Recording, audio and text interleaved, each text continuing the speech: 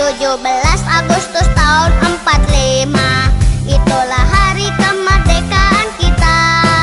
Hari merdeka nusa dan bangsa, hari lahirnya bangsa Indonesia. Halo, selamat pagi anak-anak kelas 4A, B, dan C.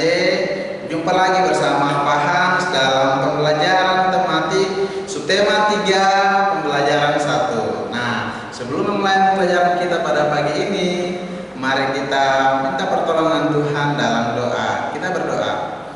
Bapa di surga, kami bersyukur dan berterima kasih kepadamu atas kasih dan anugerah Tuhan dalam kehidupan kami. Saat ini kami telah siap untuk belajar. Kami mohon Tuhan beri hikmat dan bijaksana kepada kami. Ini doa kami, dalam nama Yesus kami berdoa. Amin. Oke anak-anak, silahkan simak materinya dengan baik. Jika ada materi mungkin yang kurang dipahami oleh anak-anak, silahkan anak-anak bertanya pada Pak Guru atau pada Ibu Suarni dan Ibu Elsie. Terima kasih, Tuhan memberkati. Halo, hai, selamat pagi. Oke, apa kabar anak-anakku sekalian? Pak Guru menyapa dulu untuk anak-anak kelas 4A, 4B, dan 4C. Apa kabar semuanya yang ada di rumah masing-masing? Semoga semuanya dalam keadaan sehat tanpa kurang satu apapun. Berjumpa lagi bersama Pak Hans dalam pembelajaran tematik. Pada hari ini kita akan membahas pelajaran tematik subtema 3 pembelajaran 1 dengan tema bersyukur atas keberagaman. Oke anak-anak, kita akan melanjutkan materi kita. Nah, kita perhatikan materi-materi sebelumnya kita sudah mempelajari tentang keberagaman yang ada di bangsa kita. Nah, saat ini anak-anak perhatikan, Indonesia memiliki keberagaman adat istiadat, makanan, permainan tradisional, lagu, tarian, serta lainnya. Kita perlu mensyukuri karena kita dapat menikmati semua yang ada di bangsa kita, baik itu adat istiadatnya, makanannya, kemudian permainan tradisionalnya, lagunya, tarian, dan semua keberagaman yang ada di bangsa kita. Nah, kita bersyukur karena tidak semua bangsa memiliki semua itu, tetapi bangsa Indonesia memiliki atau mempunyai semua yang ada yang tidak ada di bangsa-bangsa lain. Nah, makanan tradisional Indonesia itu sangat membutuhkan waktu dalam mengolahnya. Pembuatnya pun harus ahli dalam membuatnya, ya.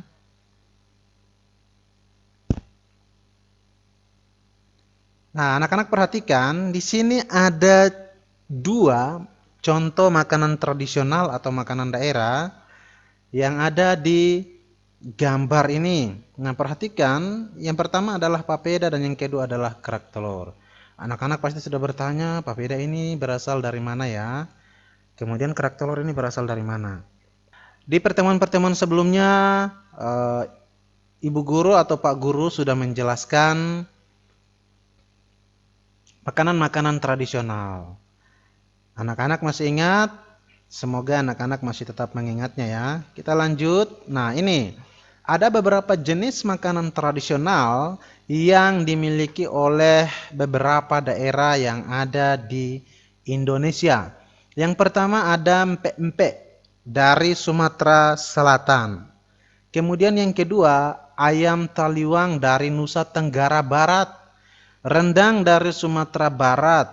Kemudian gado-gado dari DKI Jakarta. Sop konro dari Sulawesi Selatan dan nasi pundut dari Kalimantan Selatan. Nah, makanan-makanan ini sangat membutuhkan keterampilan untuk mengolahnya. Kalau anak-anak belum mempelajarinya, tentu pasti ketika anak-anak belajar, hasilnya juga tidak sebagus ini. Nah, tetapi kalau anak-anak sudah punya keterampilan, anak-anak pasti dengan mudah untuk membuat makanan ini. Nah, setiap daerah itu punya makanan khas yang berbeda-beda, ya. Oke, anak-anak, kita perhatikan materi kita yang selanjutnya, yaitu mengidentifikasi gagasan pokok dan gagasan pendukung dalam teks. Nah, anak-anak, pada teks paragraf ini kita akan membahas tentang kue mochi. Nah, kue mochi banyak dikenal di negara-negara Asia seperti Jepang, Taiwan, Korea Selatan, dan Tiongkok.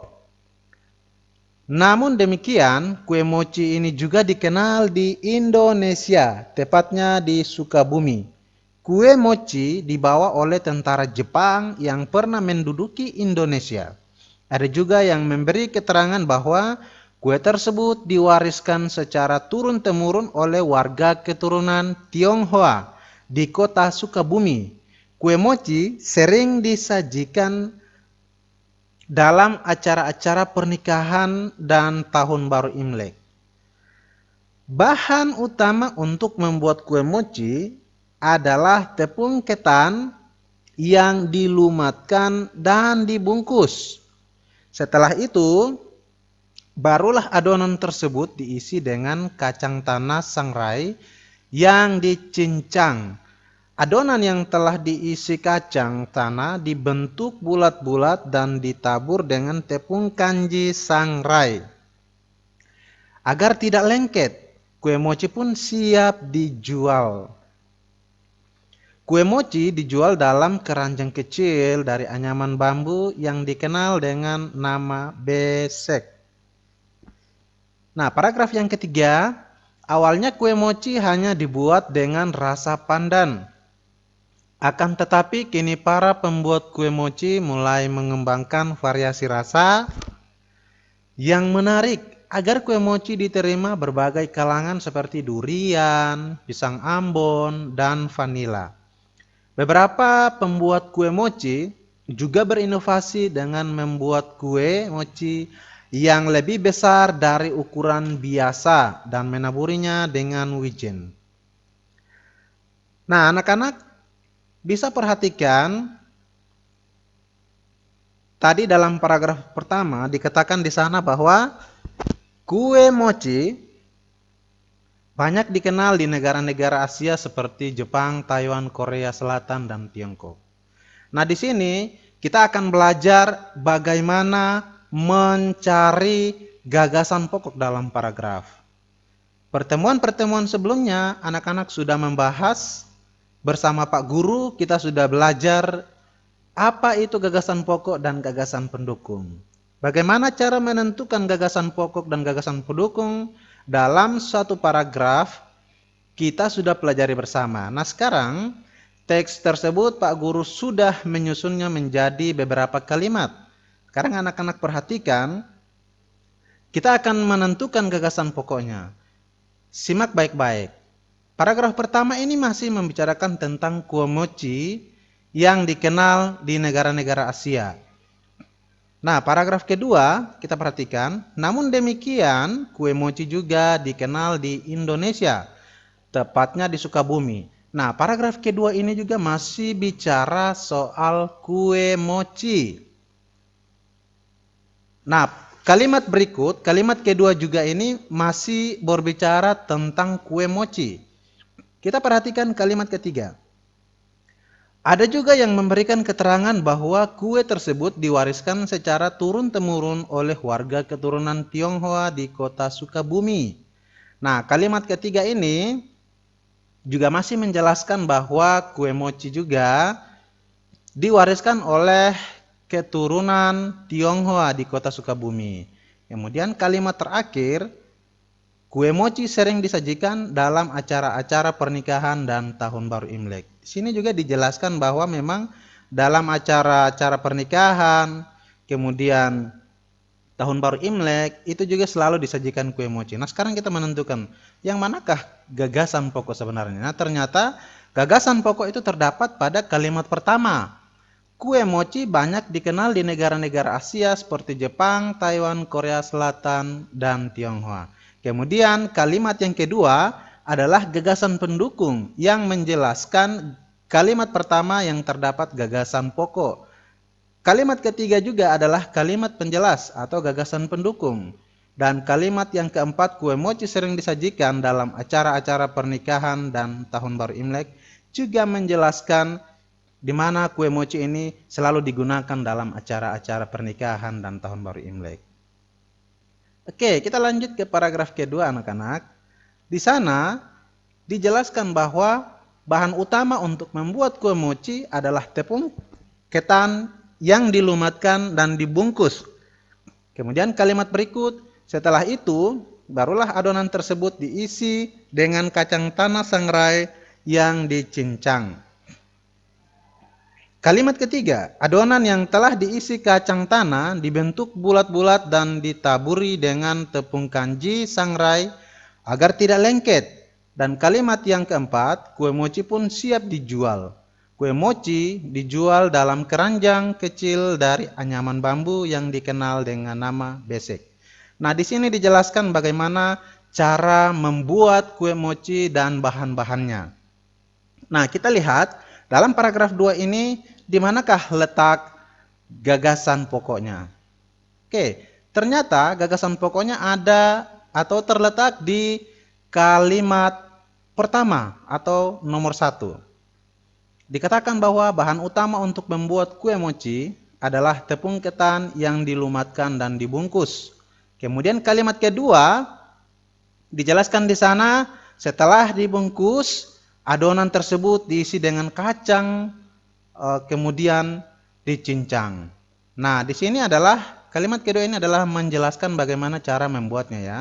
Dan kalimat ketiga juga adalah merupakan gagasan pendukung atau yang menjelaskan gagasan pokok kalimat pertamanya. Adonan yang telah diisi kacang tanah dibentuk bulat-bulat dan ditaburi dengan tepung kanji sangrai agar tidak lengket. Nah, ini dijelaskan cara pembuatannya ya anak-anak. Dan kalimat keempat juga adalah gagasan pendukung. Dijelaskan di sana kue mochi siap dijual. Kue mochi dijual dalam keranjang kecil dari anyaman bambu yang dikenal dengan nama besek. Oke anak-anak, tentu anak-anak sudah mengetahui, anak-anak sudah paham bagaimana caranya menentukan gagasan pokok dan gagasan pendukung dalam sebuah teks atau sebuah paragraf. Semoga anak-anak sudah memahami ya dengan materi-materi penjelasan sebelumnya dalam pembelajaran sebelumnya, mulai dari subtema 1, subtema 2 juga Pak Guru sudah menjelaskan apa itu gagasan pokok, gagasan pendukung, kemudian bagaimana cara menentukan gagasan pokok dan gagasan pendukung. Nah, sekarang kita lihat di paragraf ketiga. Tadi dijelaskan bahwa awalnya kue mochi hanya dibuat dengan rasa pandan, akan tetapi kini para pembuat kue mochi mulai mengembangkan variasi rasa yang menarik agar kue mochi diterima berbagai kalangan seperti durian, pisang ambon, dan vanila. Beberapa pembuat kue mochi juga berinovasi dengan membuat kue mochi yang lebih besar dari ukuran biasa dan menaburinya dengan wijen. Nah, di sini di mana dijelaskan di paragraf ketiga, para pembuat kue yang punya keahlian di dalam bidang ini berinovasi, artinya mereka sudah mulai mengembangkan pembuatan kue ini. Tidak hanya rasanya seperti dulu saja, awalnya saja, tetapi mereka sudah mulai membuat rasanya yang berbeda, ukurannya pun sudah semakin besar. Mengapa demikian anak-anak? Karena semakin berkembangnya waktu, berjalannya waktu, tentu para pembuat kue juga selalu berinovasi atau mengembangkan kue mochi tersebut. Nah, kita akan perhatikan gagasan pokok di dalam paragraf ketiga ini juga jelas dikatakan bahwa awalnya kue mochi hanya dibuat dengan rasa pandan. Di sana dijelaskan dengan jelas bahwa kue mochi itu dulu hanya dibuat dengan atau rasanya cukup hanya rasa pandan saja. Tapi seiring berjalannya waktu, para pembuat kue mengembangkan keterampilannya dalam pembuatan kue mochi sehingga rasanya pun semakin bertambah. Ada rasa vanila. Nah, di situ adalah kalimat penjelas atau gagasan pendukungnya. Kemudian kalimat ketiga juga adalah gagasan pendukung. Dijelaskan bahwa beberapa pembuat kue mochi juga berinovasi. Ini sudah mulai dikembangkan ya. Kue mochinya sudah dikembangkan variasi rasanya dan juga ukurannya. Baik anak-anak, sekarang kita akan masuk bagaimana caranya melakukan percobaan pantulan bunyi. Nah, sebelumnya kita perlu ketahui di beberapa daerah, makanan tradisional ditawarkan oleh pedagang keliling dengan cara berteriak atau membunyikan alat tertentu. Bagaimana suara pedagang dapat terdengar sampai ke telinga kita? Terlebih dahulu kita harus tahu sifat-sifat bunyi. Nah, bunyi sendiri mempunyai beberapa sifat ya anak-anak. Anak-anak pasti sudah sering mendengar bahkan melihat secara langsung di sekitar rumah ataupun di tempat-tempat ramai. Nah, anak-anak pasti melihat ada penjual-penjual makanan yang sering mendorong gerobak mereka atau penjual bakso. Mereka menjual, biasanya mereka teriak-teriak atau mereka menggunakan alat-alat yang akan membantu menandakan bahwa oh ini adalah penjual bakso, oh ini adalah penjual mie pangsit dan lain-lain. Nah, semua itu bisa terjadi, tentu kita sudah harus ketahui. Ini ada beberapa sifat bunyi. Yang pertama, bunyi dapat dipantulkan. Itu sifat bunyi ya. Contohnya, apabila bunyi mengenai permukaan yang keras atau permukaan dinding semen, kaca atau seng, bunyi tersebut akan dipantulkan. Kemudian, suara kita akan terdengar lebih keras di dalam gua. Contoh ya, akibat dari pantulan bunyi yang mengenai dinding gua. Coba ketika anak-anak masuk atau berdiri di dalam suatu gua, coba anak-anak teriak. Pasti bunyi suaranya itu lebih keras atau lebih kencang. Karena apa? Karena pantulan gua. Ya. Yang kedua, bunyi dapat merambat. Nah, gelombang bunyi dapat merambat pada benda padat, gas, dan cair. Contohnya, kita dapat mendengar bunyi dua batu yang dibenturkan dalam air. Nah, anak-anak bisa praktekkan di dalam